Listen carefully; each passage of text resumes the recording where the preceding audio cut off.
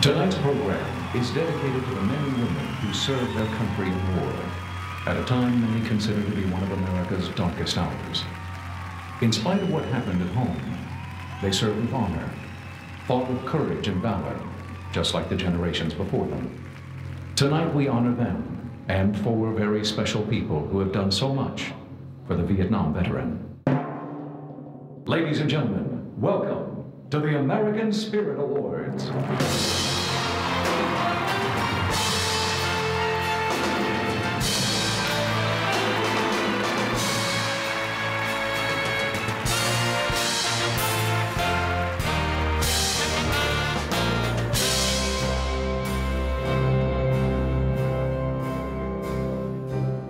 The journey to Vietnam and back was filled with anticipation, questions, despair, relief, excitement, fear, profound friendships, and so many dreams. Boys departed to return as men, or not at all. No soul, man or woman, remains untouched after the experience of war. We were no exception. The American soldier hasn't changed from World War II to Iraq. He's the same guy who goes there and does his job, believes in what he's doing. You never get a feel for how important your fellow Marine is unless you're in combat. We were all trying to just do what we thought was right, and we had taken care of each other, and now we were scattered in the wind amongst a bunch of people that really didn't care that much about us. And they felt more comfortable with their comrades over there than they did walking on the streets of their hometown. And that was something that never happened in this country. I went to a VFW to get a beer, and I got rejected by the old World War II vets for having lost the war over there. You know, we couldn't wear our uniforms. Once we were on commercial air, traveling within the United States, it was frowned upon because of just to save you the embarrassment. I felt kind of bad for my sailors, because they were just kids and they didn't understand. I felt shunned by everybody, to be honest with you. I'm in Vietnam Veterans of America, the local chapter, and the national organization, one of their statements is that never again will one generation of veterans abandon another. A lot of what we're seeing now, because there are some people who are commanding the people who are going to Iraq who were in Vietnam. The commanders were in Vietnam, and I think they realize the way to fix this is to welcome them home. And now, please welcome the chairman of Operation Homecoming and Vietnam veteran, Jim Amos.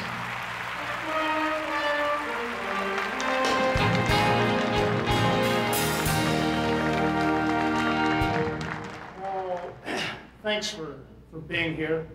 Ladies and gentlemen, we're just privileged to share this evening with you. We're so grateful that you accepted this invitation.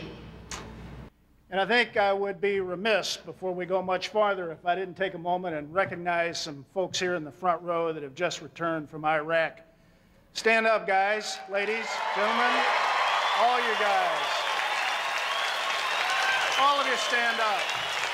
That's great. Stand up. Those that are going, those that are back.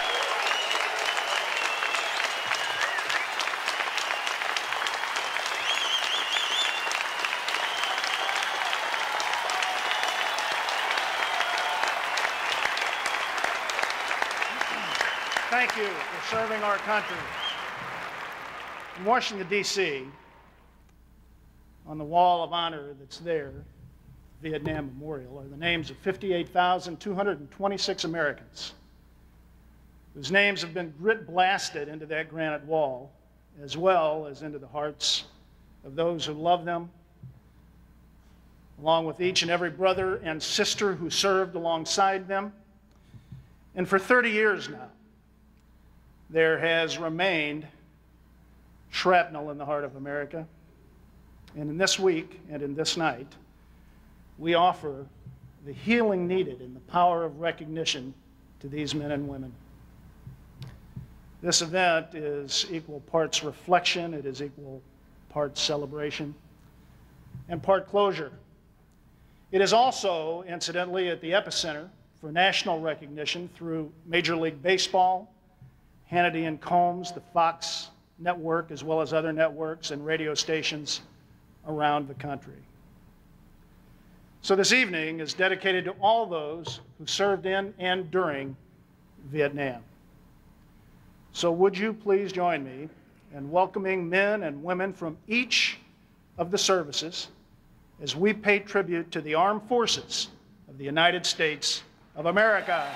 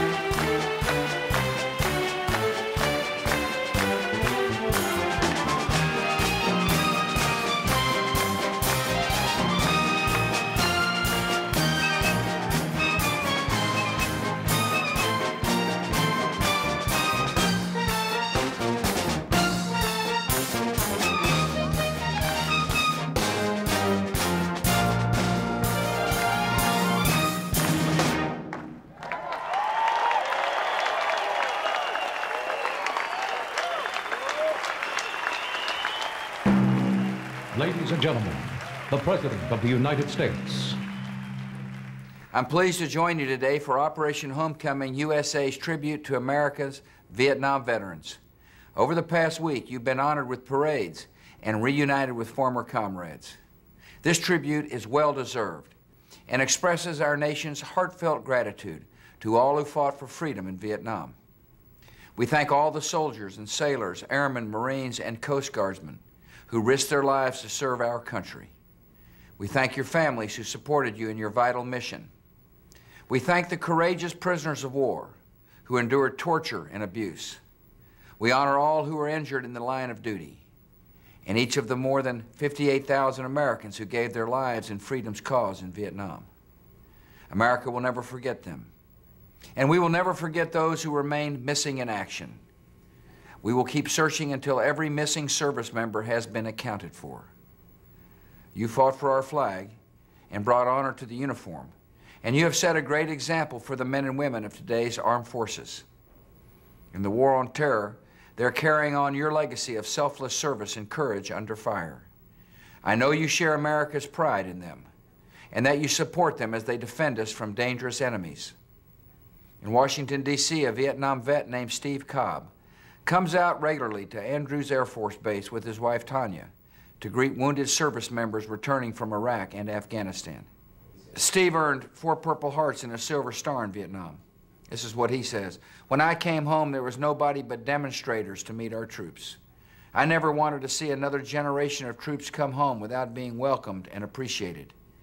On any given day, you can find Vietnam vets like Steve, giving our returning troops the welcome and appreciation they deserve. This week, America stops to express our appreciation to each of you. Thank you for your idealism, your courage, and your sacrifice. America is grateful for your service. So is your Commander-in-Chief. God bless you all." He's an immigrant, an entertainer, and now an American citizen and a patriot. Please welcome Yakov Smirnoff.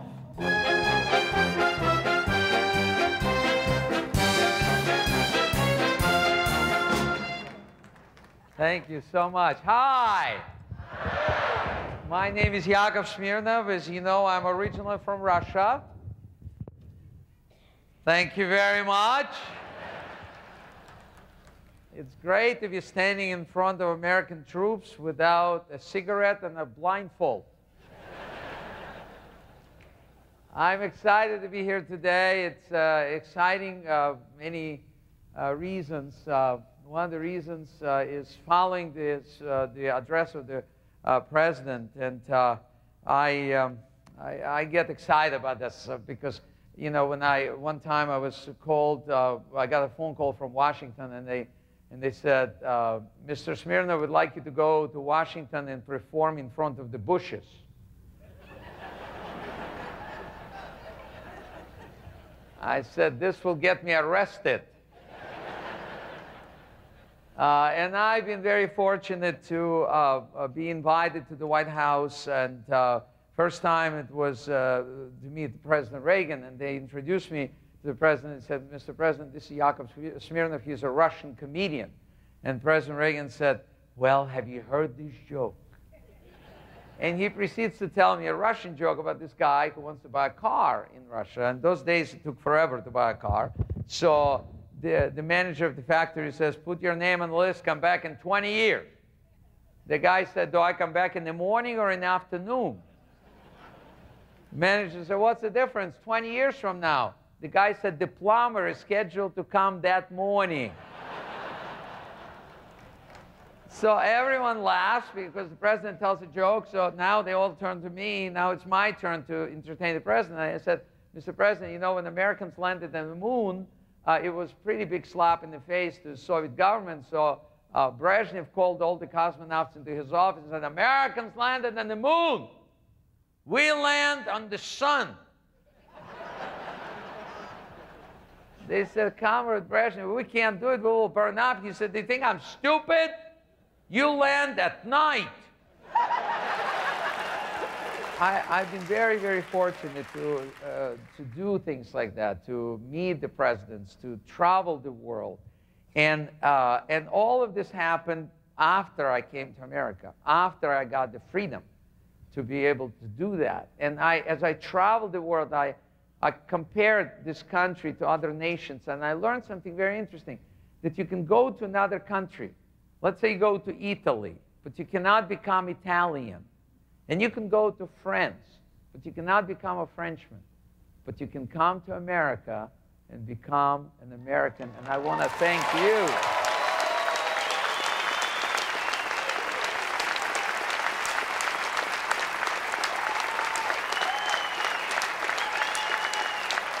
God bless you, and thanks for defending this freedom.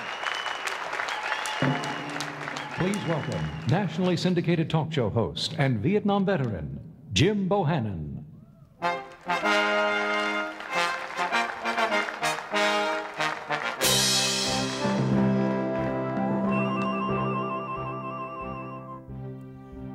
It's been said freedom isn't free, and that's sure an understatement. And it's been that way for a long time. 9/11 and the war on terror make that statement even more valid today. In the 60s and 70s, many served and paid the price. For those in country, 1 in 10 was wounded. That's about 300,000 people. About half of the wounded required hospitalization. 75,000 of them, 25%, were severely disabled. Tonight, as we recognize and celebrate the Vietnam veteran, we also take time to remember those men and women, sons and daughters, brothers and sisters, fathers and mothers, 58,226 Americans whose names and lives have been etched in memories and in the black granite of the memorial wall.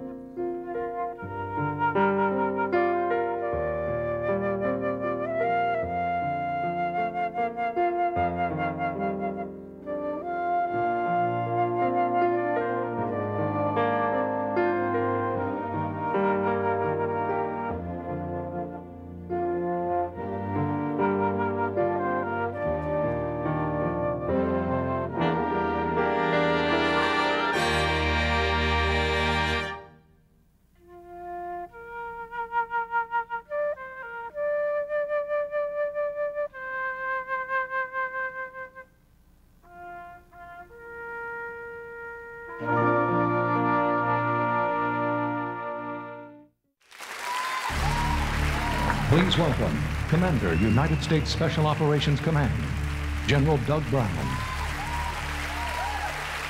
Well, it's great to be here tonight with my Vietnam buddies. What a fabulous and deserved welcome home to our nation's Vietnam veterans.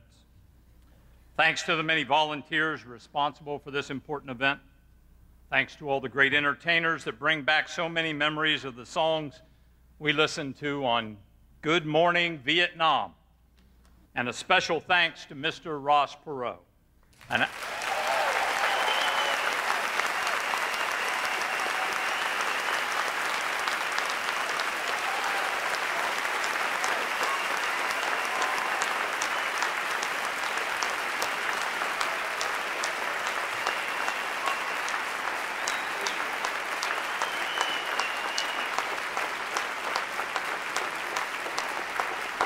Mr. Perot is an outstanding patriot and supporter of those who serve. I have been fortunate to be associated with him for some years.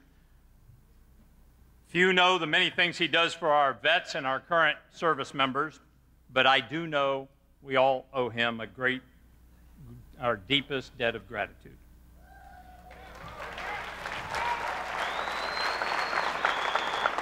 This is an incredible event, one so richly deserved by our Vietnam vets. Some say the greatness of a country can be judged by how they treat their veterans. You now see Americans don't forget. Sometimes they just take a little longer to remember. Thank you on behalf of all the veterans.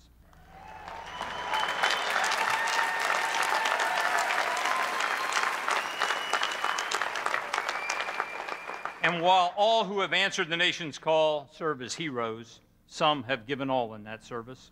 And the award of the Medal of Honor is the pinnacle of courage and heroism against an enemy force which can be bestowed upon an individual serving in the armed forces of the United States.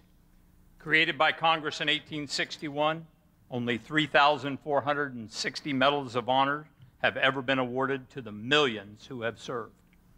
We are here to recognize 4 of the 62 living recipients of the Medal of Honor that served in Vietnam.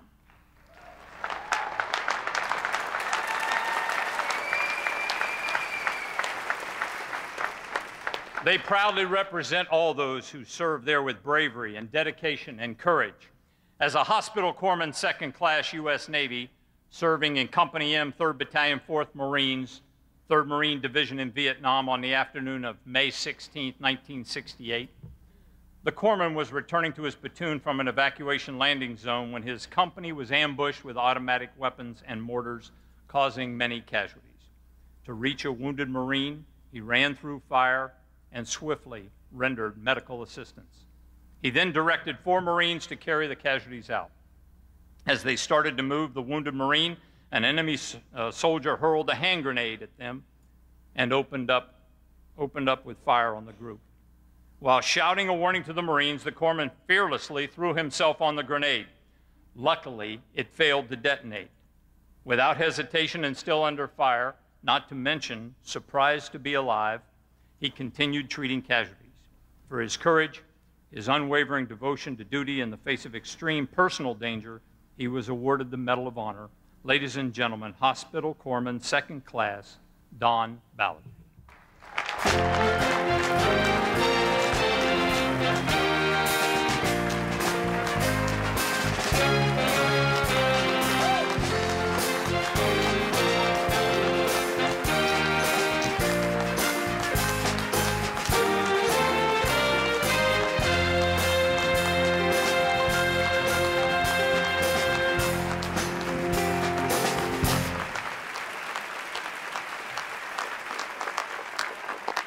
While serving as a squad leader during Operation West of Tam Key, this sergeant's platoon came under fire from an enemy bunker line.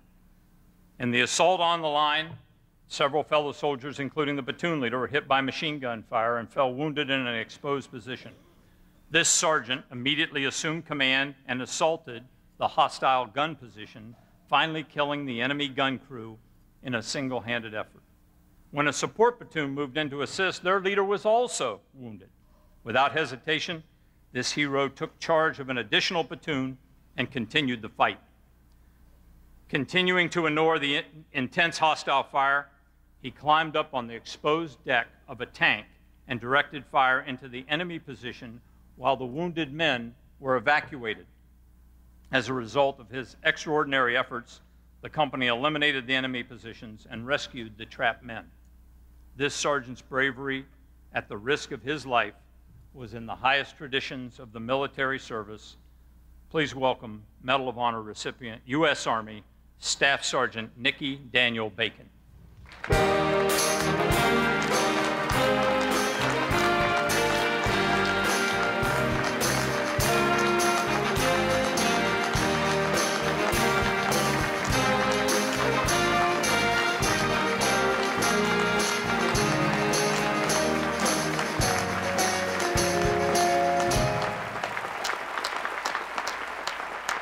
Our next warrior earned his Medal of Honor during Vietnam service with Company C, 1st Battalion, the 7th Marines in 1966. He accompanied the Point Platoon, which took out an outpost of MVA that turned out to be a full battalion. While the Marines moved off the ridge line down a slope, the tree line ahead suddenly exploded with intense automatic rifle fire and approximately 100 North Vietnamese. In moments, the platoon's ranks were decimated. The petty officer crawled under fire to reach a downed Marine. As he worked on the Marine, he took a bullet through his hand. Bleeding and still under fire, he crawled around, collecting ammunition from the dead and helping the wounded. As he took 2 more hits before realizing his 3rd wound was life-threatening, he looked for a way off the ridge. He heard another desperate call for a corpsman. Though severely wounded 3 times, he rendered aid to others until he finally reached the right flank of the platoon. While dressing the head wound of another corpsman, he sustained his 4th bullet wound. Enduring the pain from many wounds and disregarding his own welfare, he saved many, many lives that day. Please join me in welcoming Petty Officer Ron Ingram.